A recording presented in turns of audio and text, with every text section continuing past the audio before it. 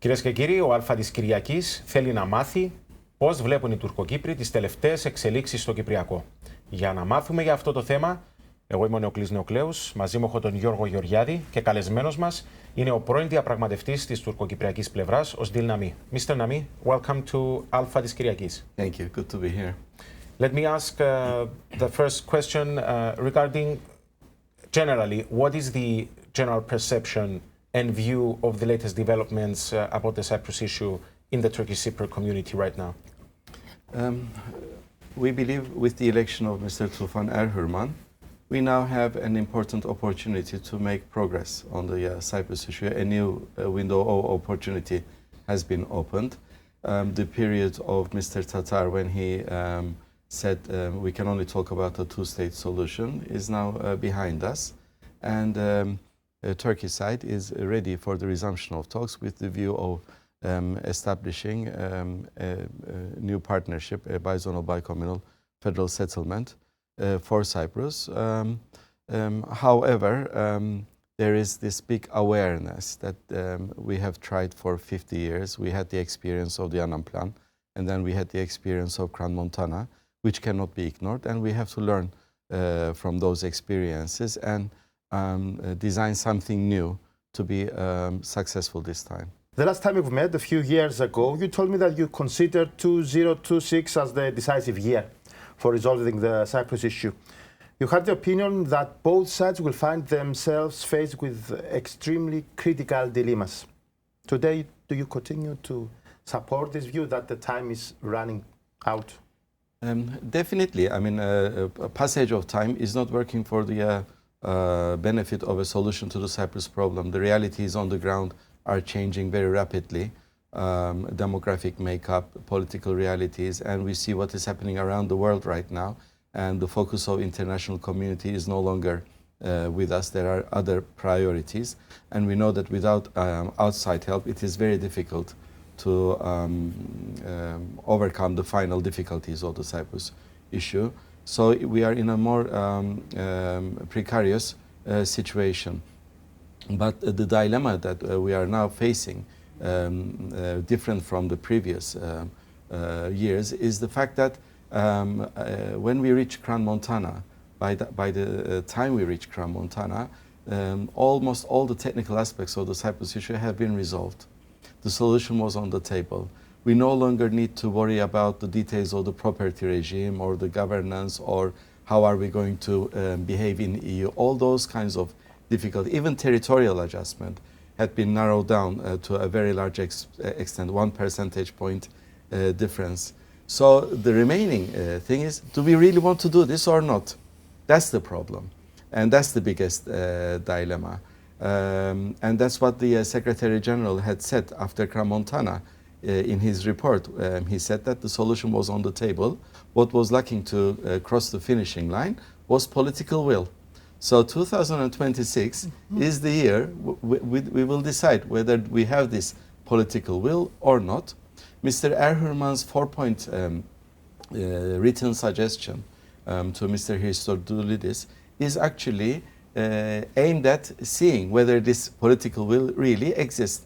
Because in that 4 points, Mr. Erhürman is saying, let's put political equality as an agreed issue. Let's not debate about it anymore. Let's agree that we will continue from where we left off in Kran Montana. But also, let's put a time limit. Let's not make it an open-ended process because the solution is already on the table. And also, we have to figure out what will happen if one of the sides says no again. What will happen to the other one?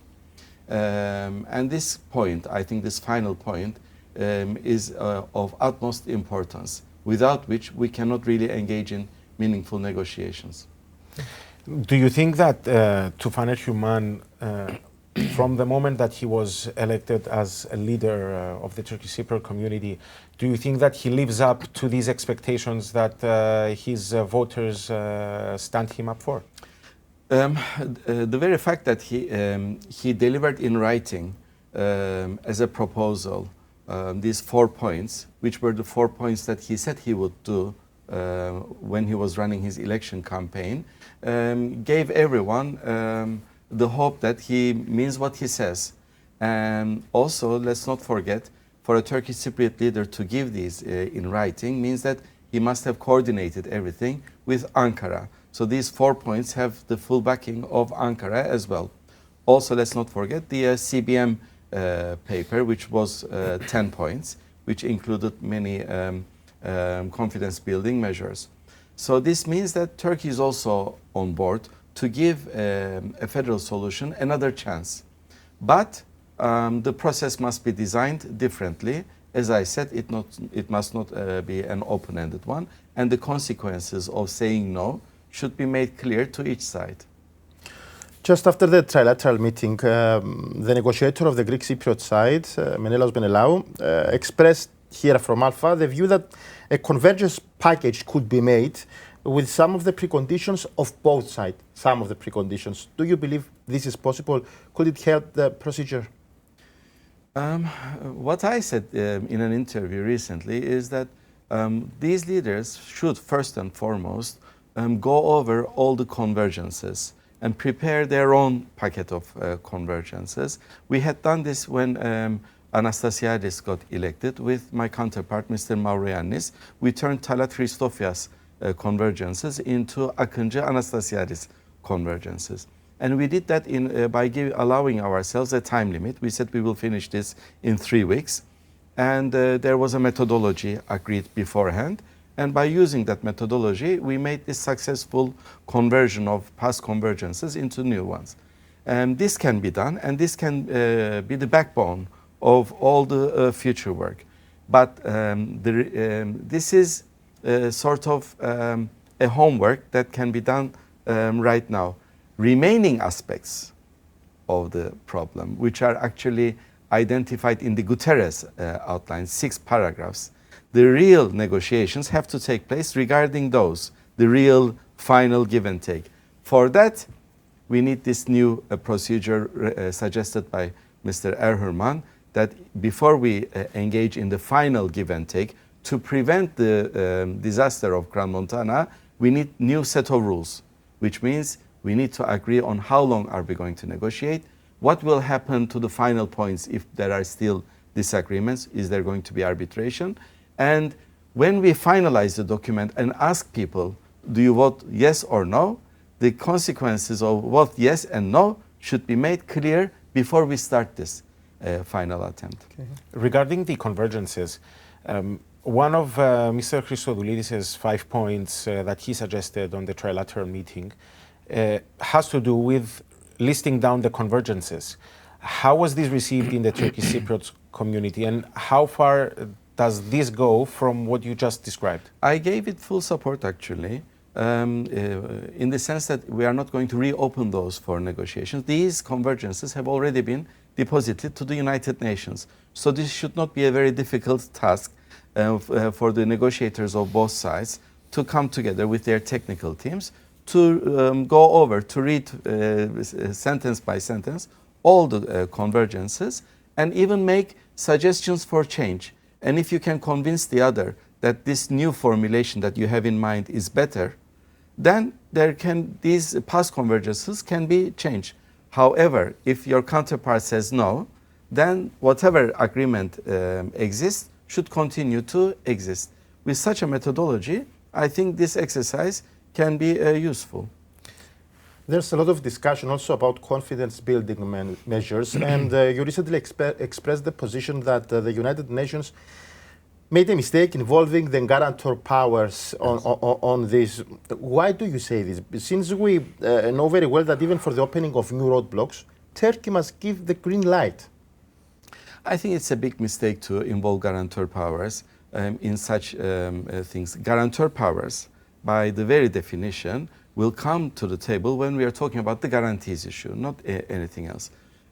It is true that for the crossing points, there has to be some military adjustment, but we made successful openings of so many crossing points without having Turkey at the table. You don't need guarantors at the table for the opening of crossings or establishing youth committees or collaborating on other things. we will ask guarantor powers to sit with us when we are ready to engage in the final give and take. Because in the final give and take, we will have to talk about the guarantees issues as well, and that's where their role will be. And also, I think UN is making another mistake by saying that unless there is progress on CBMs, we will not call for the guarantors to meet. No, the equation should be unless we have an agreement on how we are going to walk the final mile, we are not going to call the guarantor powers. That is the equation, not CBMs. You can have agreement on wonderful CBMs, but if there is not the light at the end of the tunnel for a comprehensive settlement for the final give and take, how to do it, what is the point of inviting the guarantor powers? While I agree with most of what you said, Mr. Nami, I cannot help but ask, but you just earlier said that Mr. Erhuman has Turkey's green light in order to proceed in the way he has proceeded. Yes. Also, do you think that Ankara did not want to be dragged into this CBM discussion? Is this not something that Ankara asked? You know, involving guarantors for the CBM discussions came up for the first time ever in the 50-year-old history of Cyprus negotiations during Tatar times.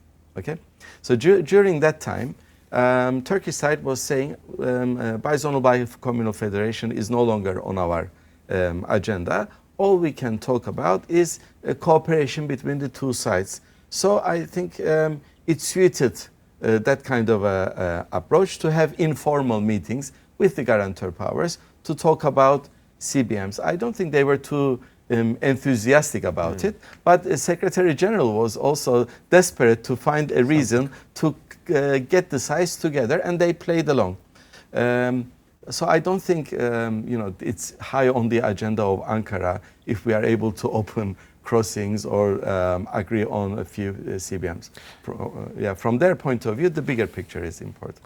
Do you think that we are in the danger, or maybe we are on the verge of making the Cyprus issue more of an issue of CBMs rather than a political issue? Because I am seeing that there's a difficulty even in finding solutions regarding CBMs. I agree. I have always defended the position that CBMs, although they sound nice to our ear, they can be a distraction. Also, if you don't have proper negotiations with a common vision of achieving the same goal, attempts to have successful CBMs always fail. Especially this recognition by implication fear creeps in and prevents meaningful CBMs from being implemented. The only time, when you look at history, the only time we have managed to agree and implement CBMs in a successful manner was when we had good progress regarding the comprehensive settlement talks. These are like twin brothers, and they have to walk hand in hand. CBMs can only support the efforts to find a comprehensive solution. They cannot substitute these efforts. Right now, because we are unable to make a lot of meaningful progress on the comprehensive settlement side of things, unfortunately, UN in particular has pushed CBMs to the forefront. And this is a mistake. Our focus should be on what it takes to resume negotiations in a meaningful manner. What is blocking that attempt right now? I think the parameters are well defined, and the all work of the United Nations should be focused on that area. Publicly, Ankara still supports the two-state solution. We hear President Erdogan, we hear Mr. Fidan, but behind the scenes, do you believe that there is a willingness, maybe the intention to support a federal solution, perhaps if they have, if there are energy benefits or in terms of its European course? I think reading Ankara is a bit more complicated than simple just looking at simple statements. When you look at the past 50 years, when you look at the Annan Plan and what happened in Montana, they always supported a solution. They supported the yes vote. They supported Mr. Akıncı in Crans-Montana. Even with Mr. Eroğlu, you might remember, he was a two-state solution guy, but he signed the 11 February 2014 agreement with Anastasiadis, which is the strongest agreement in the way of establishing a federal settlement. Why? Because Turkey worked behind the scenes. So the reason I am saying is, when they look at the bigger picture, geopolitical situation and their role in the region, they see that there are lots of benefits of establishing a federal solution in Cyprus for Turkey. That's why they have always been supportive of this. The problem is they lost faith that this can happen, that they will ever have a serious Greek Cypriot leader as a counterpart to make this happen. That's why what they are saying, the language is actually very carefully tuned. They are not saying that we want a two-state solution. They say that we still believe a two-state solution is the most realistic solution. Okay? It's true. The reason is because they don't believe there is a Greek Cypriot politician or a leader who can deliver a bizonal bicommunal federation with proper political equality. So faced with that, they are saying that although we are ready for this, we see that you don't want it. So the only alternative is a two-state solution. Let's be realistic and go for that. Mr. Tufan Erherman has found the balance on this one. He is not closing the door to either of these solutions. He is saying that let's make up our mind. Let's give a federal solution another chance. Let's resume from where we left off. But if the Greek Cypriot side once again, through their democratic votes, say that they don't want this partnership, then maybe we should separate our ways and go for a normalization of our relations through a two-state formula. Turkey's side is actually open to both alternatives. The problem is which alternative is the acceptable one for the Greek Cypriot side. We want to learn this. Do you think that the Turkish Cypriot community as a whole, or at least by majority, shares this sentiment? Yes. That's why Mr. Erherman got 63%, which is a historic majority, despite the fact that there was implicit support for Mr. Tatar from Ankara. So he was working against odds. It was not like the time of Mr. Talat, for example, when the government in Ankara was firmly against Denktash and they were supportive of Talat, and he won. This time it wasn't like that, but despite all that, majority of the population heard what Mr. Tufan Erherman said. He didn't say only federation and nothing else. He left his options open. He says, I want to end the status quo, one way or the other. I want Greek Cypriots to make up their mind. Which one do you want? That's why he is insisting on these 4 points on a time limit and on knowing what will happen to us if our status, if once again there is a no vote from the Greek Cypriot side. People like this because living in an unrecognized state, as you can imagine, is not an easy thing. We look at the Greek Cypriot side, economy is progressing, inflation is near to zero, EU norms are being adopted, you are enjoying all the rights and privileges. Now you are the president of the European Union.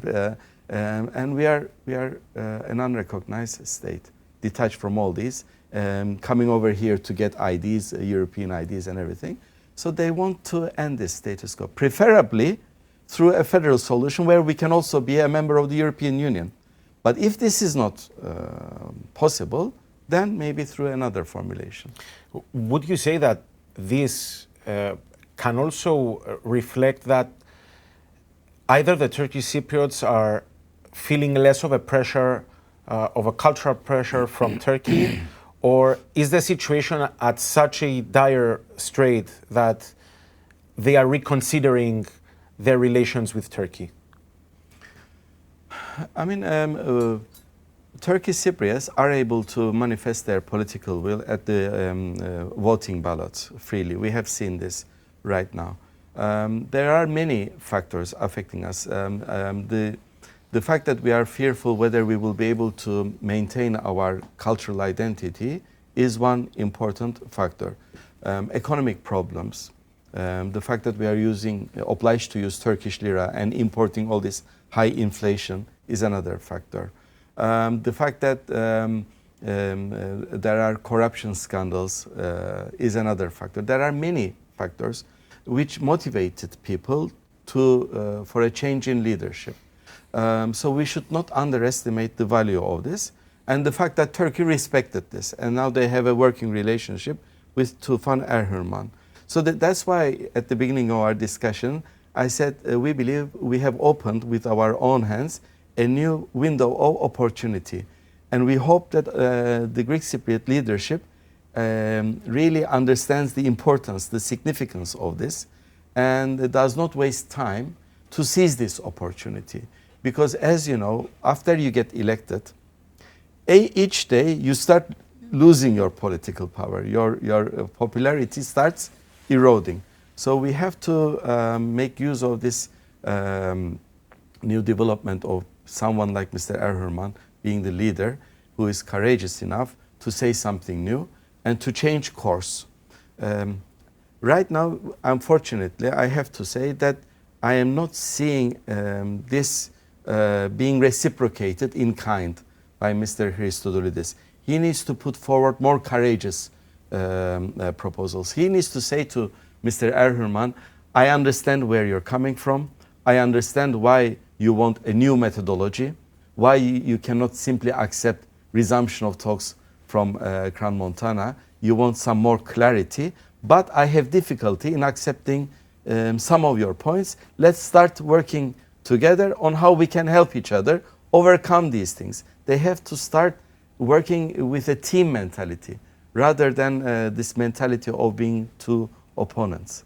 Which do you think was the greatest opportunity for a solution to the Cyprus problem, the Annan plan or the Crans-Montana talks? Both were very important.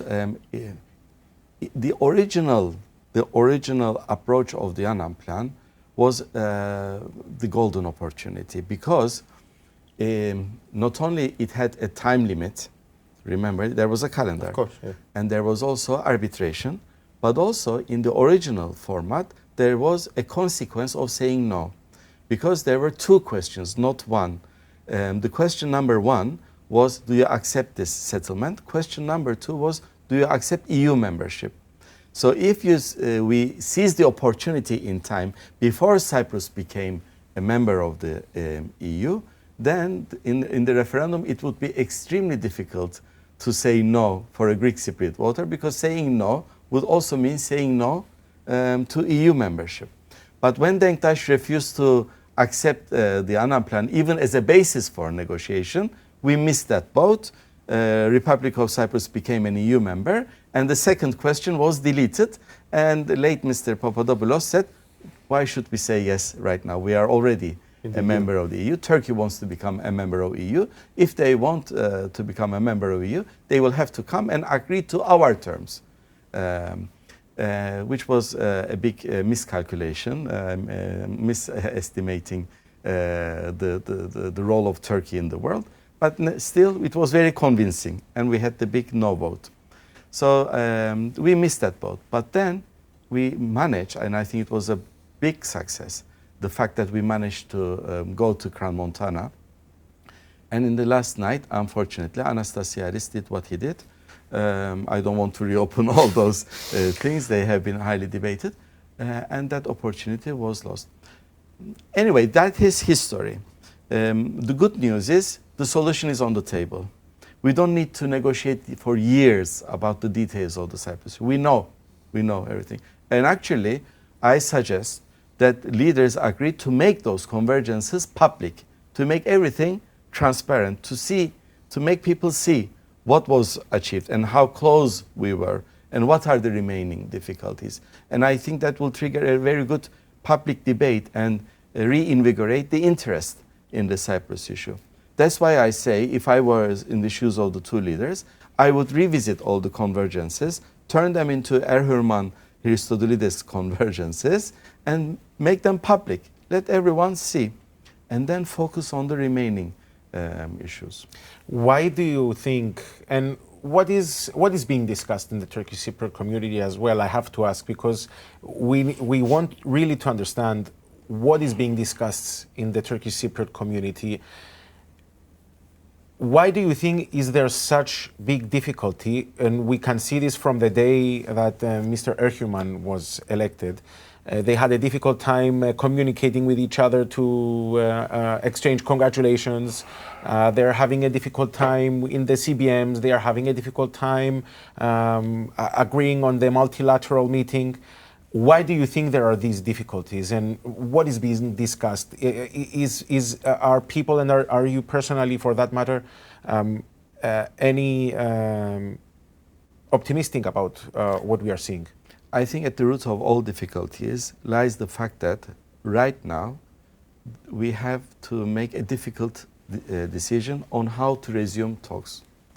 Until that decision is made, we are not going to see successful CBMs or joyful social get-togethers or anything. The atmosphere is going to be tense.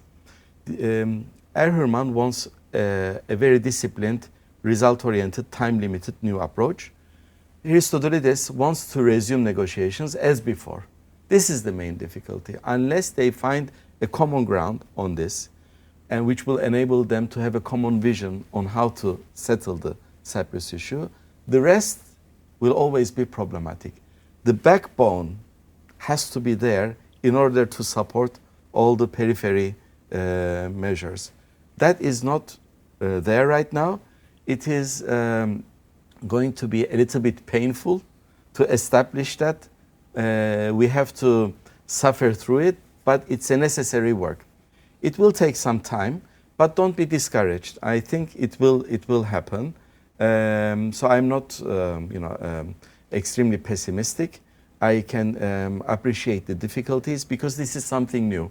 Never before did we have this demand of putting time limits and consequences for rejecting a deal. Okay, the Annan plan was the only exception, but we missed that opportunity. Now again, we are coming back full circle and seeing that in order to finish the problem, we have to have such an approach.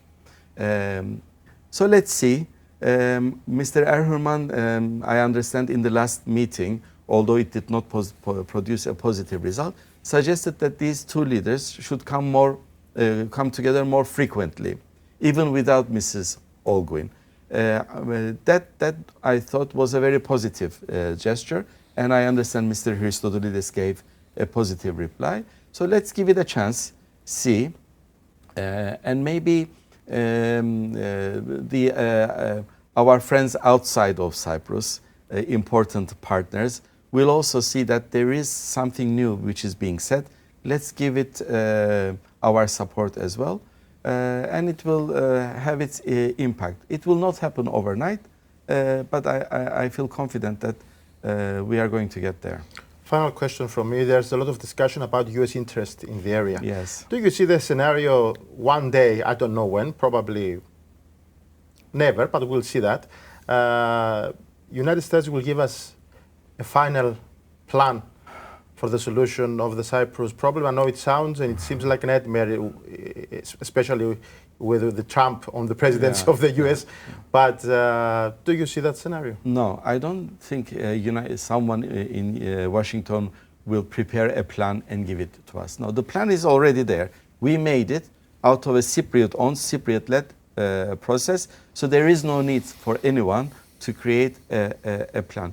Actually, the fact that Mr. Christodoulides is saying, let's continue from where we left off, shows to me that he doesn't have a big problem with what we have created. Likewise, Mr. Erhürman. So the plan is not the problem. The problematic part is making the final decision. On that, US may be involved.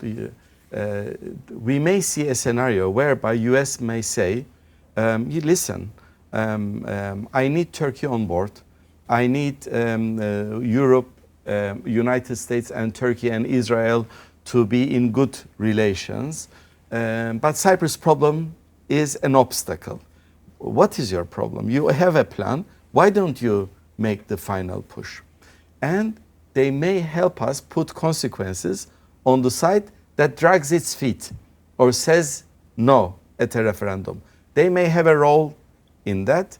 I don't know how that role may materialize, but I can foresee that if we drag our feet too much, if we act like spoiled kids, and instead of helping each other, we find excuses not to walk the final mile, all of a sudden, these pressures may be on Cyprus.